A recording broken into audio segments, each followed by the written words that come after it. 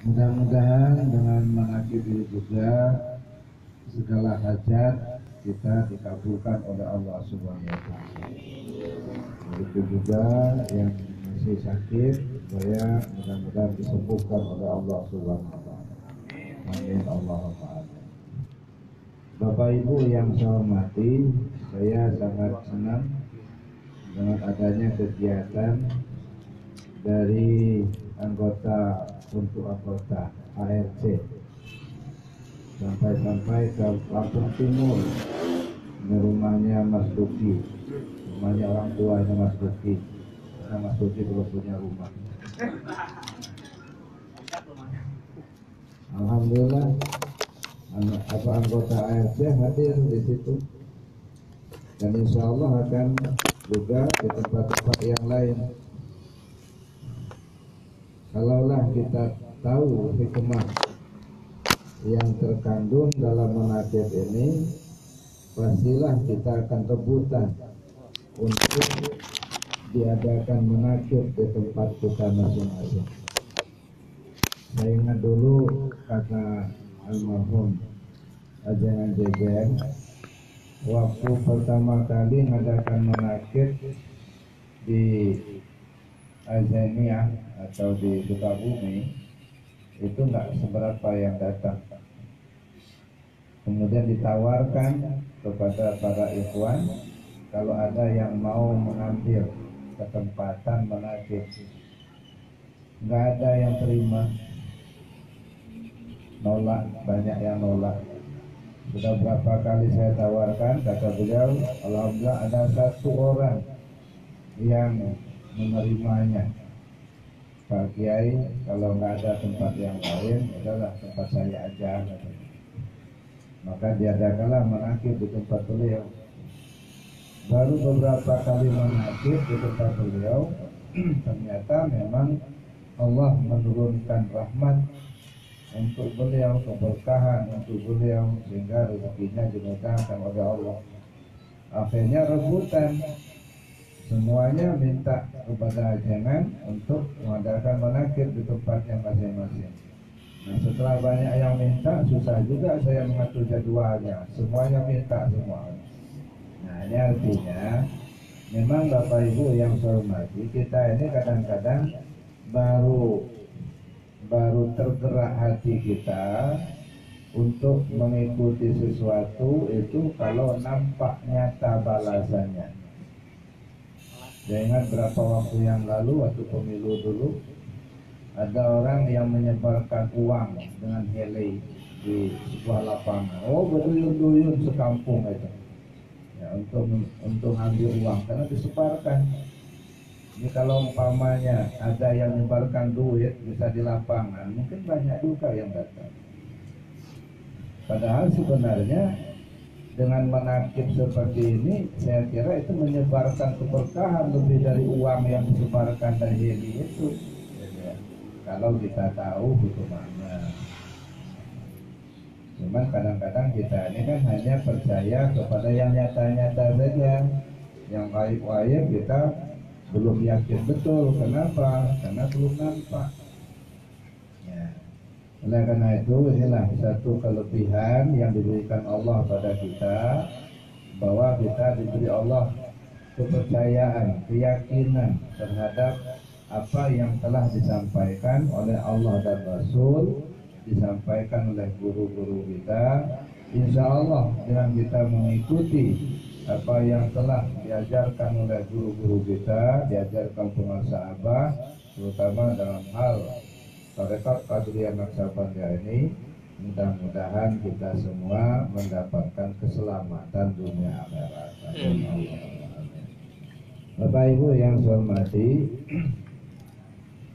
pada kesempatan yang singkat ini, saya hanya ingin menyampaikan ada sepenggal doa yang sudah kita pelajari dan sudah sering kita amalkan.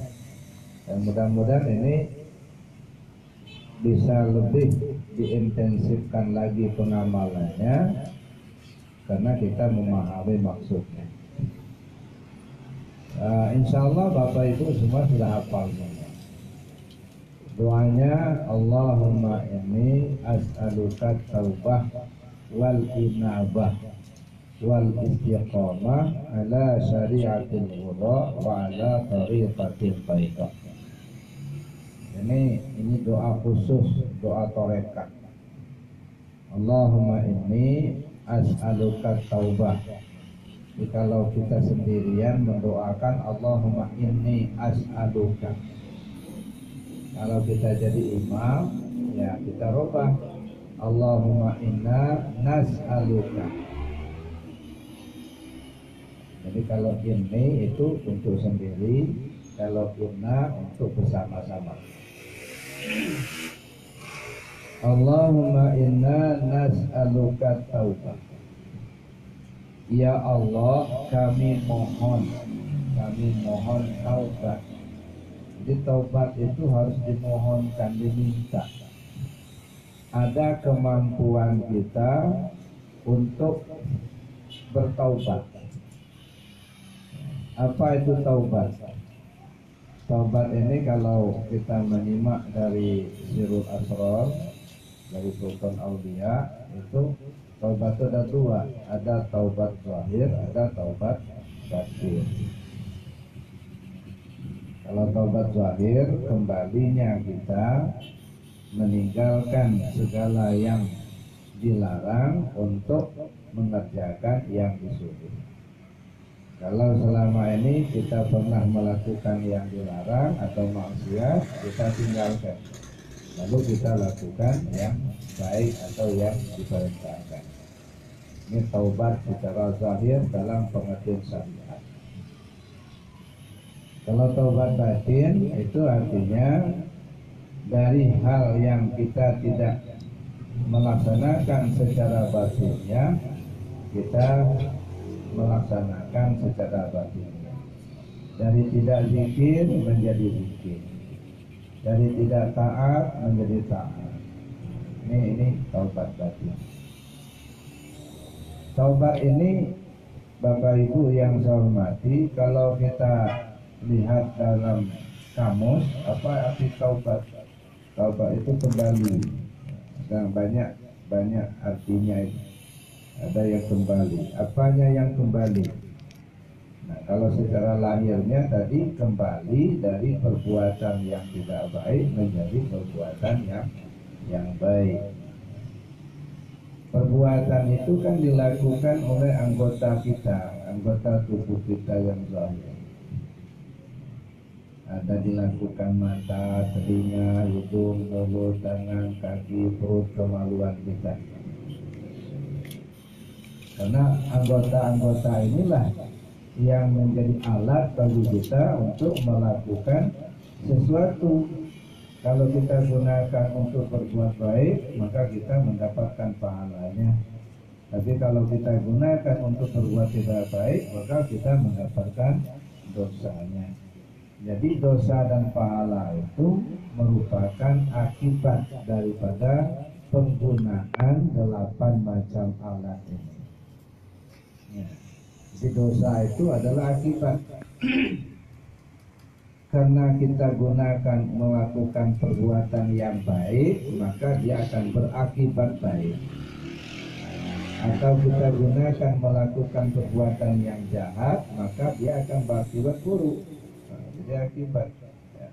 Jadi dosa dan pahala itu sebagai akibat daripada penggunaan itu.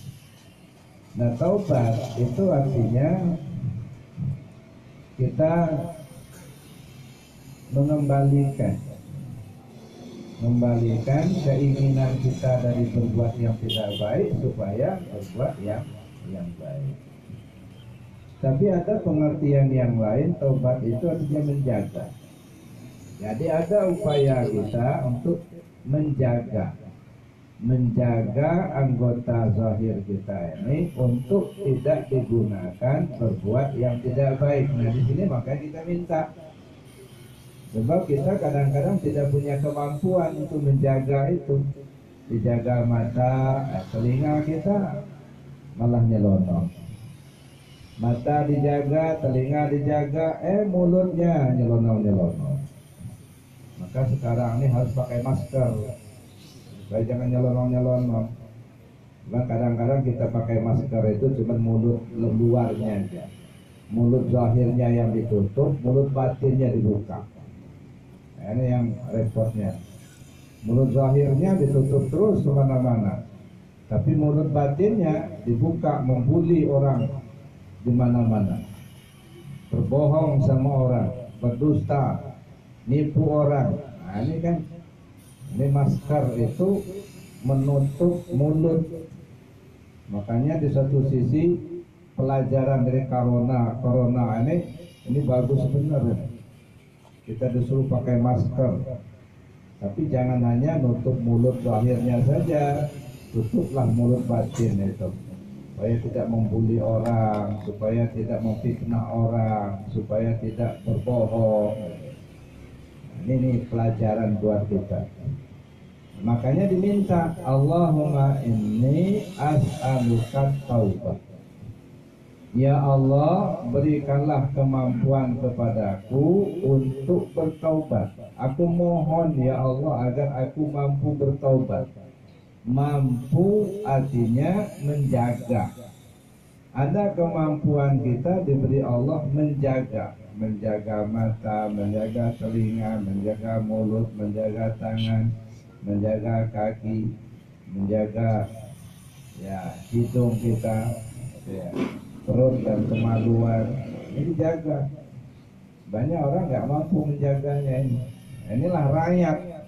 Nah, kalau diibaratkan di kita ini sebagai sebuah negara, ya kan tadi kan ada di tambahin, ya didoakan semoga pimpinan negara bertambah kemuliaannya. Mana pimpinan negara? Ya.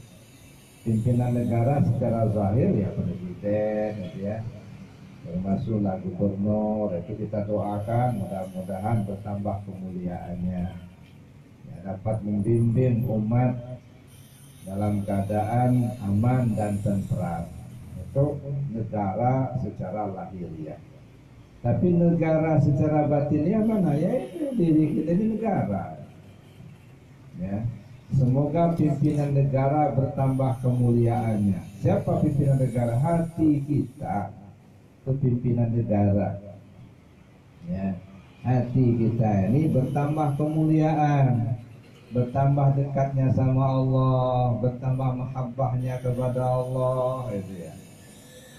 Bertambah rajin dia melakukan ibadahnya. Itu pimpinan negara, hati kita ini. Jadi kalau kita ibaratkan sebuah negara, hati kita ini ibarat presidennya, rajanya. Perhatikan saja, kalau raja akan berangkat, biasanya pengawalnya survei dulu. Lihat saja lah, kalau raja akan berangkat, pengawalnya survei dulu. Ya. Ruh kita akan berangkat, rakyatnya siap-siap. Pengawal, siapa pengawal raja ini? Rambut mulai berubah, kulit mulai keriput, tangan mulai lemah, kaki mulai lemas. Nah, ini pengawal-pengawalnya semua itu. Mulai survei dulu ini. Ini alamat raja akan berangkat. Jadi perhatikan saja lah, pengawal-pengawalnya sudah mulai muncul atau belum? Nah, jadi Bapak Ibu yang saya hormati, ini ibarat semoga pimpinan negara bertambah kemuliaan. Dia mampu memimpin rakyatnya. Siapa rakyatnya ini? Nah, ini tangan kita, kaki kita, hidung kita, mulut kita, mata, telinga. Nah, itu rakyat semua itu. Banyak pemimpin-pemimpin zaman sekarang ini berhasil memimpin orang lain, belum tentu berhasil memimpin rakyatnya sendiri. Ya. Nah, jadi selalu setiap menakib kan kita doakan itu. Kenapa? Baca tanbih. Ya. Mudah-mudahan semoga pimpinan negara bertambah kemuliaannya, dapat memimpin rakyat dalam keadaan aman, dan tentram, lahir dan batin. Nah ini, Masya Allah Bapak Ibu, makanya manakib ini beda dengan ceramah umum, begitu. Ya. Suasananya beda, ya. Suasana hati kita lebih tentram, gitu ya.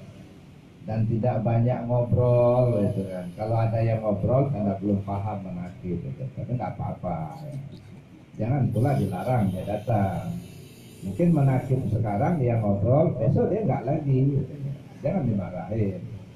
Ada yang tidur, nggak apa-apa, gitu ya. Jangan pula dimarahin dia tidur, gitu. Kan itu rahmat buat dia. Kita syukuri saja, alhamdulillah ada kawan kita yang sempat tidur, ya syukur. Jadi Bapak Ibu yang saya hormati, jadi oleh karena itu perlu diminta, Allahumma inna nas'aluka taubah. Ya Allah, kami mohon kepadamu agar kami diberi kemampuan untuk bertaubat. Artinya menjaga anggota zahir kita ini agar tidak digunakan berbuat yang tidak baik. Satu. Yang kedua, inabah. Allahumma inna nas'aluka taubah wal inabah. Apa itu inabah? Inabah itu kembali juga, ya. Jadi taubat batin, dari lalai menjadi ingat, dari tidak tahu menjadi tahu, dari tidak kenal Allah menjadi kenal Allah. Kalau selama ini hanya taat secara lahirnya saja, begitu dia inabah, nah taat dia secara batinnya, ya, taat dia beribadahnya secara batiniahnya. Jadi timbul mahabbah, ada rasa cinta kepada Allah. Jadi Allah itu bukan ditakuti, tapi dicintai.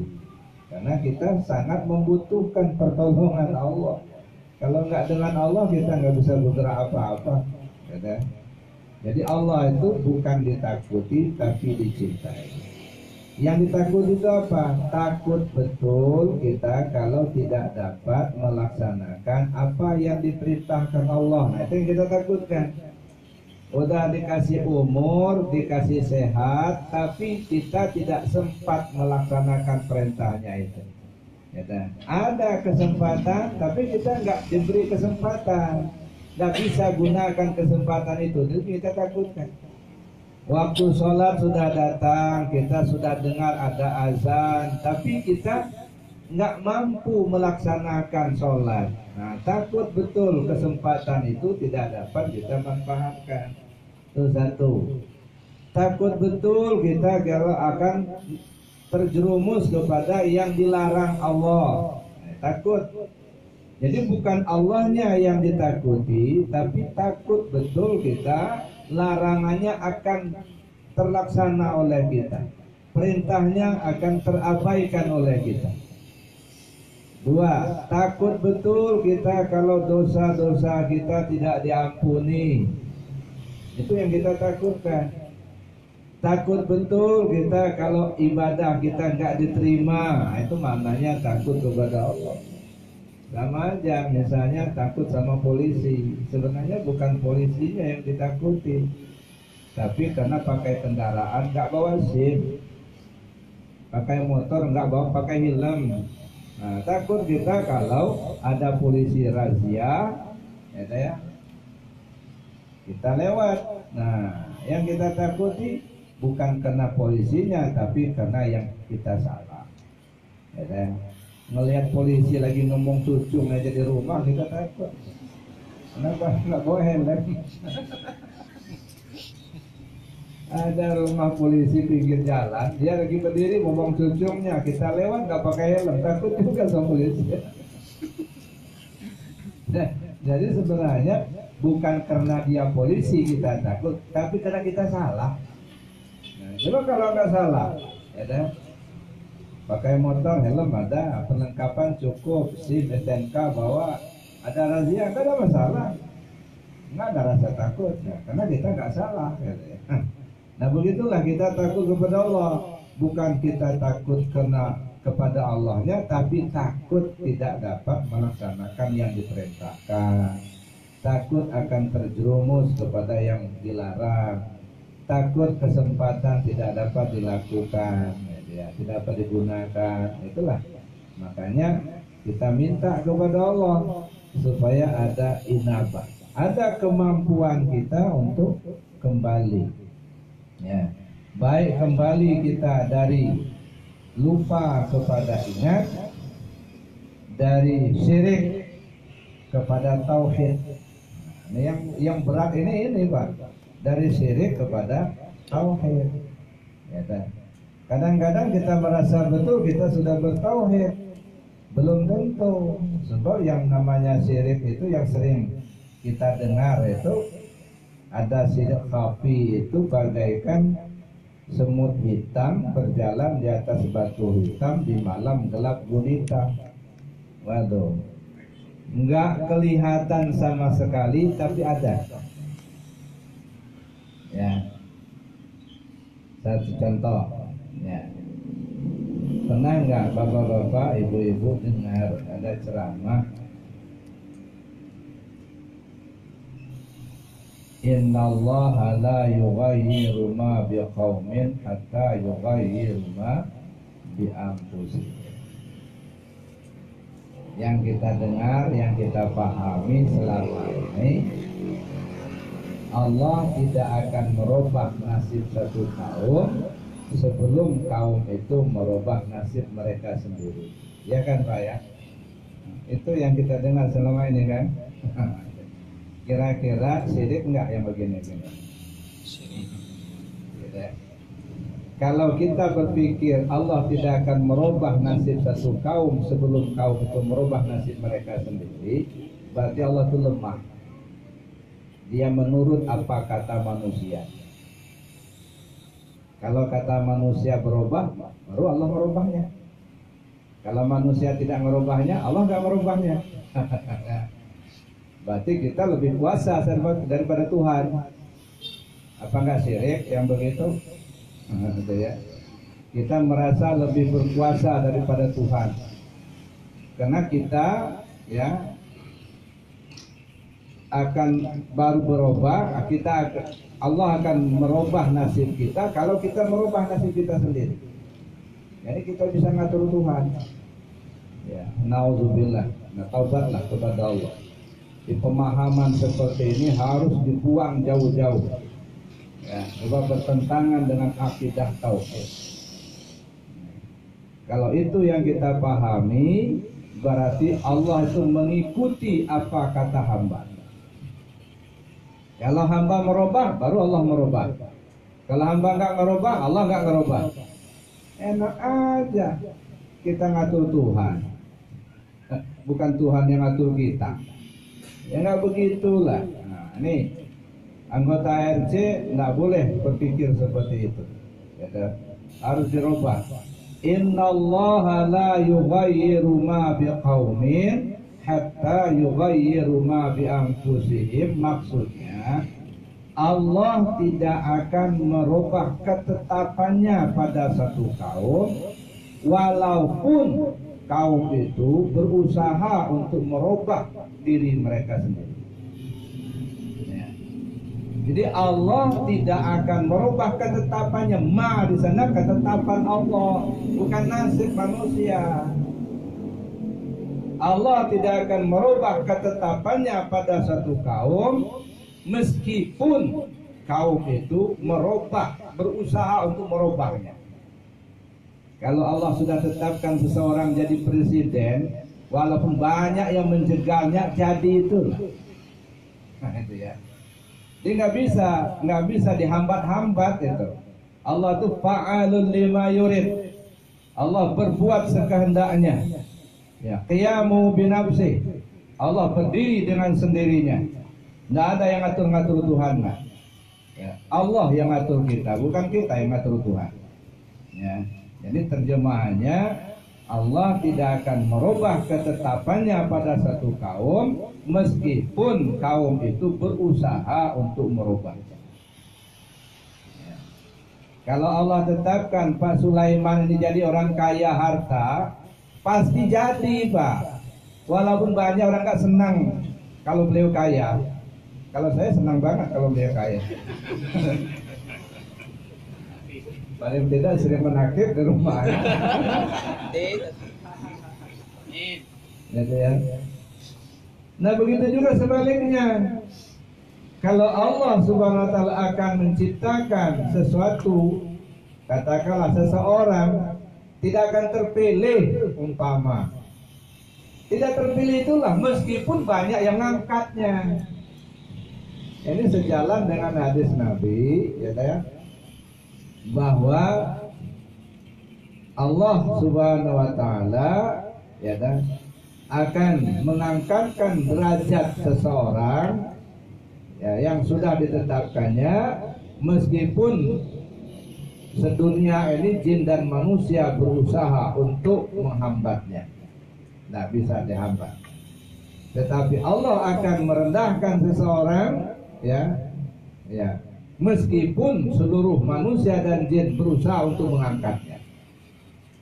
Jadi kalau ketetapan Allah sudah begitu nggak bisa berubah, Pak. Jadi maksudnya innallaha la yughayyiru ma biqaumin hatta yughayyiru ma bi anfusihim, itu Allah tidak akan merubah ketetapannya pada satu kaum meskipun kaum itu berusaha untuk merubahnya sendiri. Nah, baru kita tegak di tauhid. Ya, nah, tapi kita percaya Allah itu berkuasa dengan sendirinya. Tapi kalau Allah tidak akan merubah nasib satu kaum sampai mereka merubah nasib mereka sendiri, nah lemah Tuhan itu kalau begitu. Ngikut apa kata orang, apa kata manusia. Nah, ini nggak boleh. Ya. Nah, disinilah kita mohon pada Allah supaya inabah, kembali kita ke jalan yang diridhai oleh Allah. Ya. Dari berkeyakinan kita Allah tidak akan merubah nasib seseorang. Kalau orang itu tidak merubahnya, nah kita kembali kepada Allah. Ternyata nggak begitu, nggak. Ya, Allah itu akan tetap ya melaksanakan iradatnya meskipun manusia ini akan menghambatnya. Nggak bisa dihambat-hambat. Itu yang kedua. Jadi kita mohon pada Allah, Allahumma inna nas'aluka taubah wal inabah. Nah, kembali dari lalai kepada ingat. Ingat itu sendiri kan sebenarnya zikir itu, ya, zikir itu kan artinya kan ingat. Maka kalau kita lihat pengertian zikir itu sendiri, ya ada yang sebut, menyebut itu zikir, mengingat zikir. Maka saya katakan ya di pengajian, zikir itu ada 4 kategori. Ada zikir syariat, ada zikir tarekat, ada zikir hakikat, ada zikir ma'rifat. Kalau zikir syariat sebutan atau perbuatan.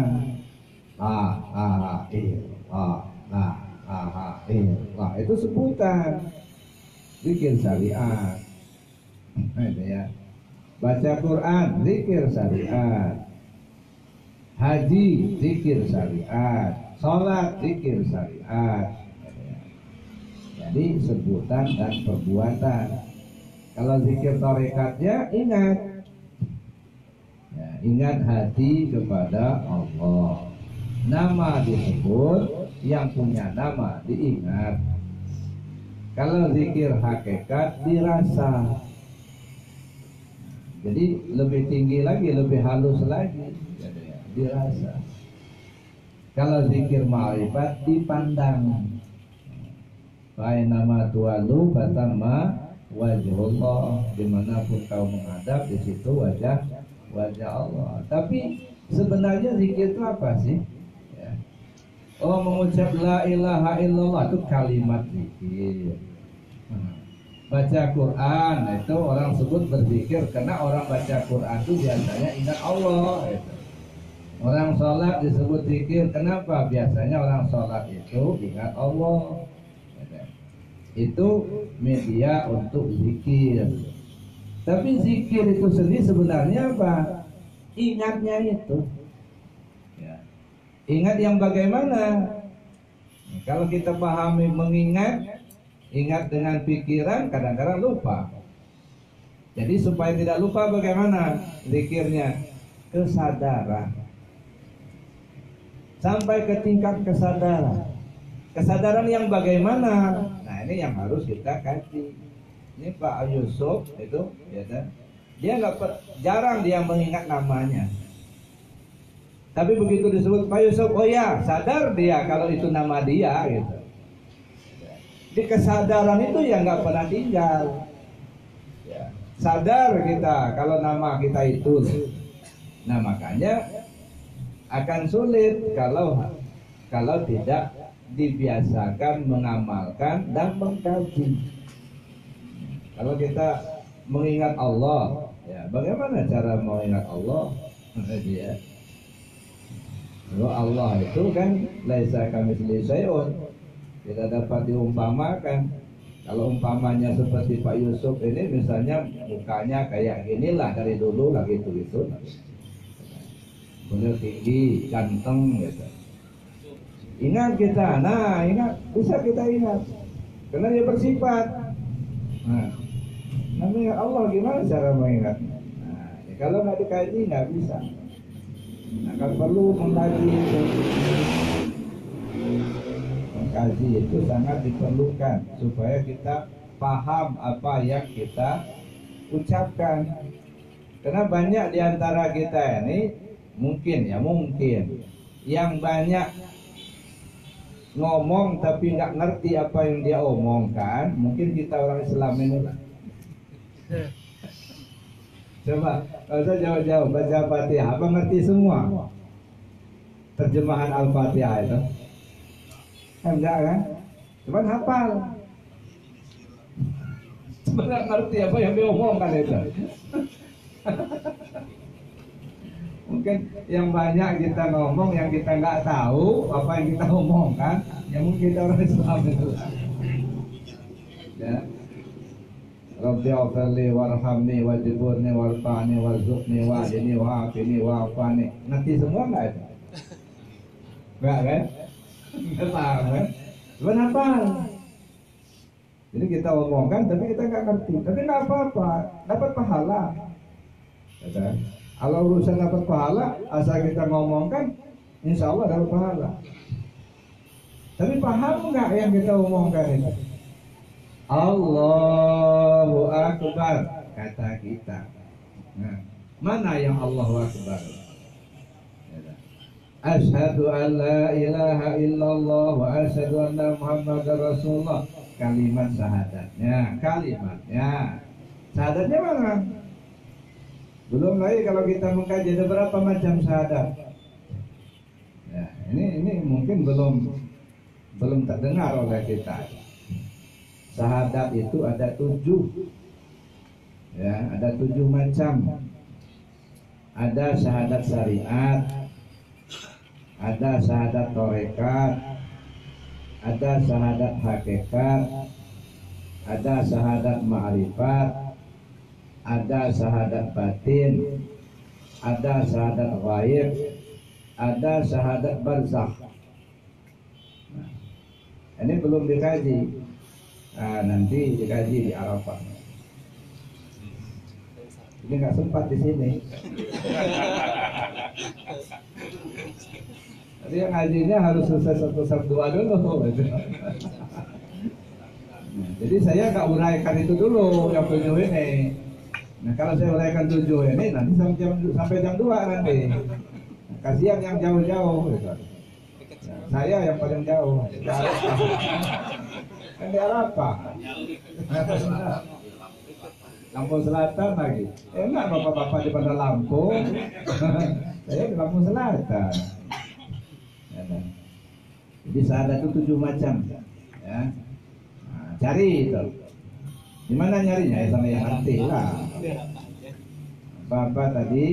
Syahadat syariat, syahadat tarekat, syahadat hakikat, syahadat ma'rifat, syahadat batin, syahadat ghaib, syahadat barzakh. Mana barangnya? Tunggu tanggal main. Belum di sini mainnya. Jadi Bapak Ibu yang saya hormati, nah itu jadi perlu dikaji. Nah, supaya inabah kembali. Allahumma inna nas'aluka at-taubah wal inabah wal istiqomah. Nah, yang ketiga ya, istiqomah. Bukan ibu istiqomah, bukan. Istiqomah itu artinya berpendirian. Ya. Allahumma inna nas'aluka taubah wal inabah wal istiqomah. Ya. Jangan salah dikit, nah laju tinggalkan TKN-nya. Kan? Ini zaman sekarang ini rawan ini Bapak Ibu yang saya hormati. Ya.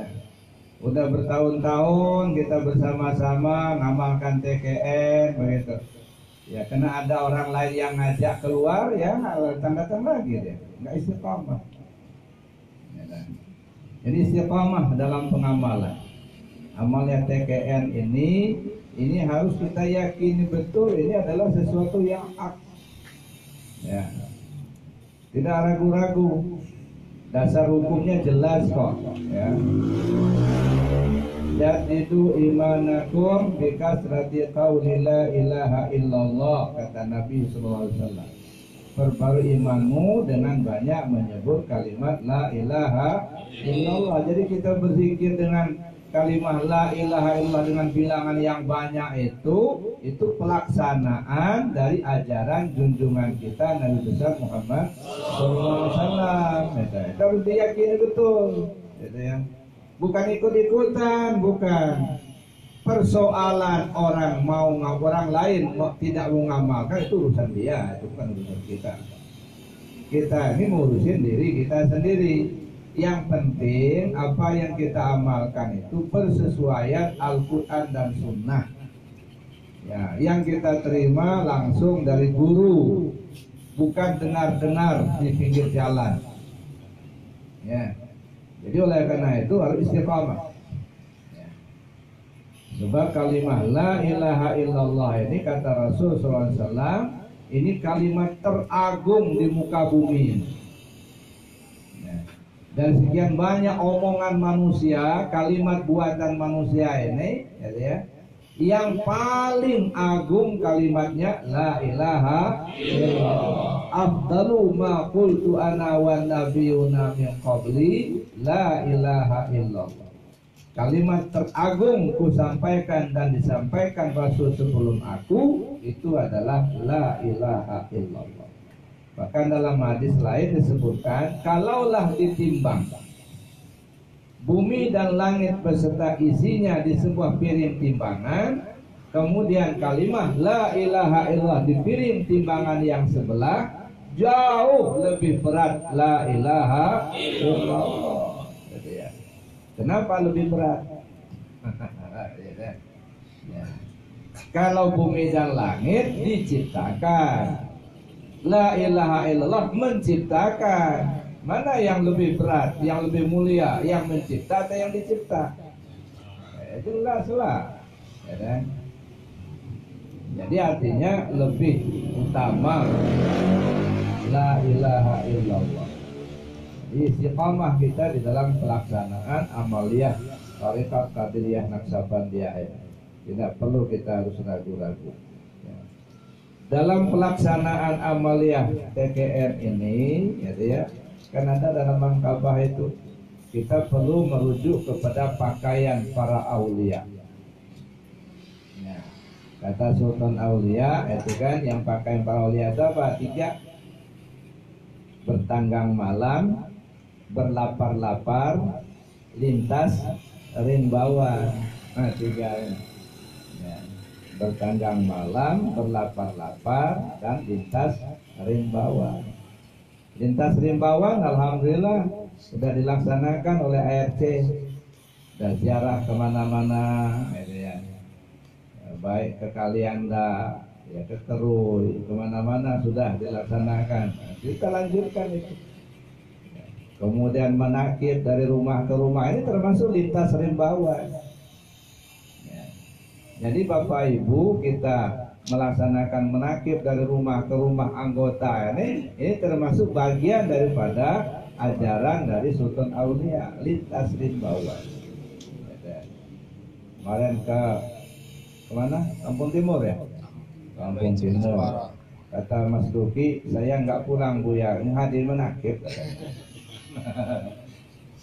Kenapa? Karena menakibnya di rumah orang tuanya, bukan rumah dia.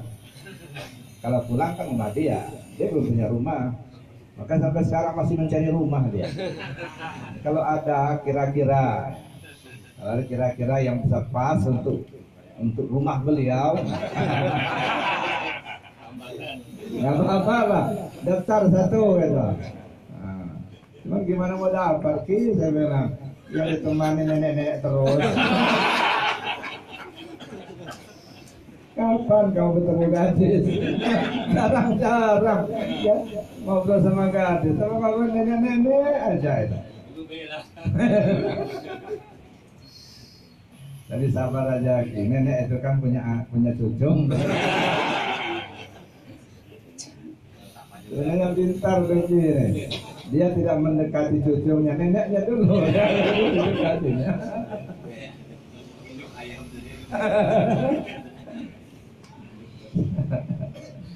Kata orang tua kan begitu kan, jangan dulu dekati anaknya, dekati bapaknya dulu katanya.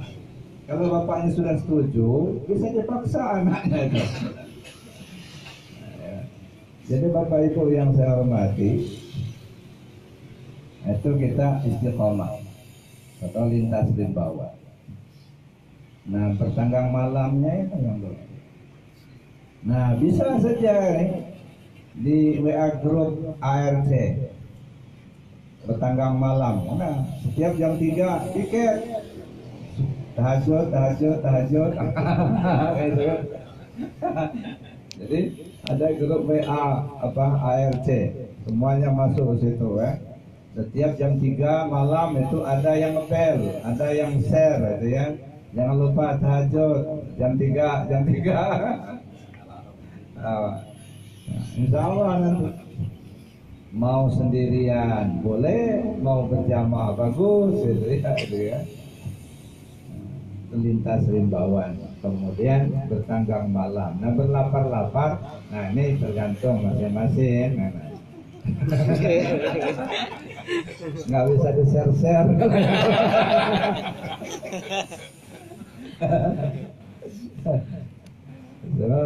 Kadang-kadang kepentingan juga nggak sama gitu ya. Puasa besok, saya masih ada tugas, katanya nggak jadi. Tanggung. Nah, jadi tapi sudah kita pahami lah bahwa dalam amaliyah TKN ini ya ada 3 itu yang menjadi pakaian guru-guru kita: lintas rimbawan, bertanggang malam, berlapar-lapar.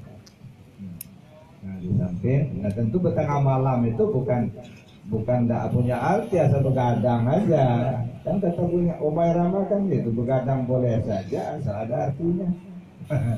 Kalau tidak ada artinya jangan gitu ya. Wal istiqamah yang mana? Ala syari'atil ghurra wa ala tariqatil bayda. Syari'atil ghurra itu artinya syariat yang benar ya. Jadi kita istiqamah dalam syariat yang benar, syariat Ahlus Sunnah wal Jamaah. Sebab kan syariat itu kan banyak. Syariat itu kan pendapat, Pak. Fikih itu namanya paham. Paham itu pendapat. Ya, cobalah Bapak Ibu perhatikan. Ada 10 orang yang sholat. Kita perhatikan. Nah, 10 modelnya. Paling kalau kita ke Masjidil Haram, waktu kita melakukan ibadah haji atau umroh, perhatikan cara orang sholat. Nah, macam-macam. Ya. Tapi kita harus berpegang kepada amanah guru kita. Jangan menyalahkan pengajaran orang lain. Itu aja. Jadi kita berpegang teguh istiqamah di atas syariat yang benar, yang diajarkan oleh guru-guru kita. Ya. Yaitu kalau penguasa abah udah jelas itu kan.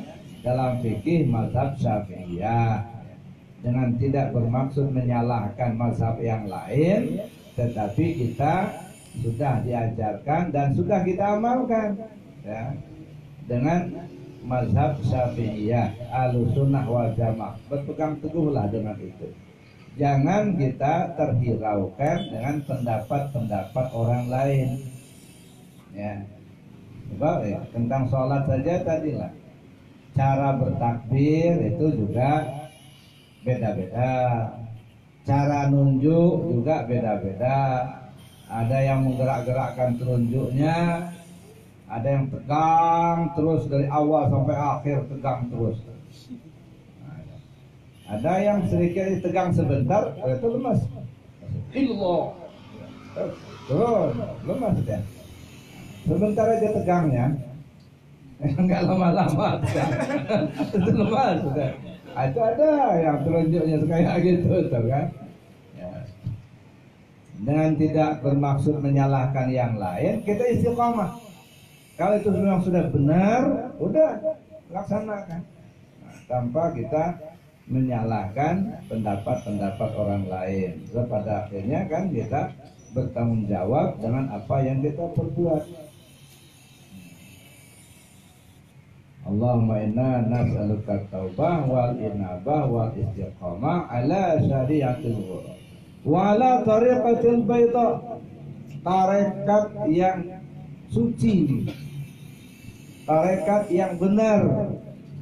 Tarekat ini Bapak Ibu, ada yang namanya mu'tabarah, ada yang namanya ghairu mu'tabarah.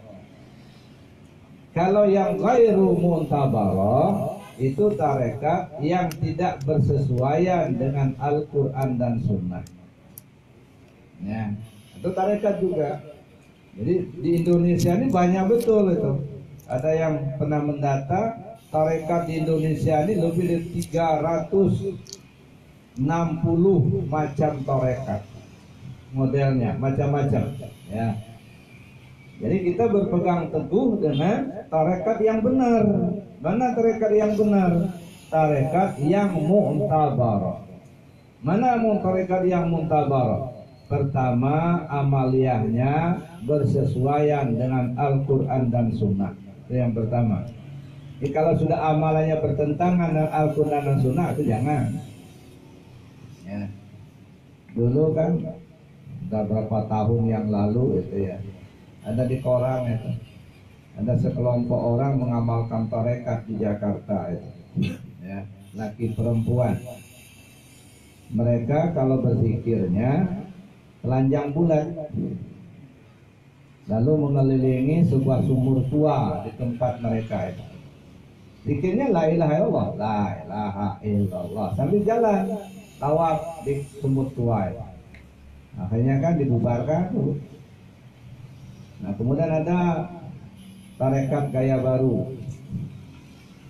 Tahu tarekat gaya baru? Dulu pernah saya ceritakan itu. Ya. Dimana kan saya kan diminta oleh ikhwan kita di gaya baru. Ya.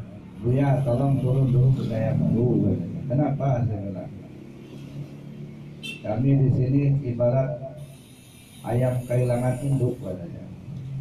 Kenapa Pak? Rupanya sesepuhnya di sana sudah tidak lagi mau mengimami khataman, tidak lagi mau mengimami menakib atau mengadakan menakib, tidak mau lagi mengimami sholat, karena rupanya sudah masuk tarekat gaya baru. Taruhlah saya di sana, ke gaya baru sana. Ada di antara ikhwan kita yang keluar, udah pernah masuk tapi keluar, dia yang cerita ya, dia, kenapa bapak keluar sebenarnya? Nggak masuk akal saya Bu ya. Nah, nggak masuk akal bagaimana? Ya orang zikir kata dia ya. Laki perempuan keliling melingkar. Maaf ini, mohon ampun sama Allah, ini sekali lagi minta maaf, ini bukan porno, bukan ya. Ketika zikir itu diselang-seling, laki, perempuan, laki, perempuan, laki, perempuan. Zikirnya la ilaha illallah. Maaf, sekali lagi maaf, yang perempuan memegang alat vital laki-laki sambil zikir la ilaha illallah la ilaha illallah, katanya untuk menghilangkan nafsu. Jadi yang saya rasakan bukan menghilangkan nafsu, malah membangkitkan nafsu. Akhirnya kan dilaporkan mereka ke polisi. Kan di situ ustadznya itu murtado. Akhirnya diusir dari kampung itu. Makanya saya bilang ini tarekat gaya baru, karena tempatnya gaya baru. Ya. Nah ini jelas ini tarekat ghairul mutabarrah yang begini. Maka kita minta kepada Allah, Allahumma inna nas'aluka taubah wal inabah wal istiqamah ala syariatil ghurra wa ala tariqatil bayda, tarekat yang benar, ya, yang mutabarah, bersesuaian dengan Al-Quran dan Sunnah, ada mursyidnya, itu ya. Kemudian buku-buku pegangannya, ya buku-buku yang ditulis oleh para ahlinya, para aulia Allah, ya kan. Nah mesti harus buku-buku yang dijual di pasar, enggak, gitu ya. Sebab banyak juga buku-buku tasawuf itu, apalagi buku-buku zaman dulu, enggak dijual di pasaran. Itu hasil tulis tangan daripada murid-murid zaman dulu, tulis tangan mereka. Tapi benar, gitu. Jadi artinya tarekat yang bersesuai Al-Quran Sunnah, ada mursyidnya, buku-buku pegangannya, buku-buku yang mutabarah. Ya, oleh karena itu, Bapak Ibu yang saya hormati, kita minta kepada Allah supaya diberi, ya, namanya hal-hal yang seperti itu nggak bisa direkayasa, ya, supaya istiqamah dalam bertarekat. Nah, supaya ada istiqamah itu nggak bisa kita paksakan, hanya pemberian Allah. Kita kuat himmah, kuat keyakinan kita kepada amalia kita. Nah yang membuat kita kuat itu bukan kemampuan kita, tetapi petunjuk dari Allah Subhanahu wa Ta'ala. Mudah-mudahan kita semua diberi kekuatan oleh Allah Subhanahu wa Ta'ala. Amin. Allahumma amin. Bapak Ibu yang saya hormati, saya kira demikian saja yang dapat saya sampaikan. Yang jelas saya ulangi sekali lagi, kita biasakan Allahumma inna nas'aluka taubah wal inabah wal istiqamah ala syariatil ghurra wa ala tariqatil bayda. Itu sepenggal doa itu. Masih ada lanjutan itu, silakan nanti kita bahas berikutnya. Saya kira demikian saja. Bila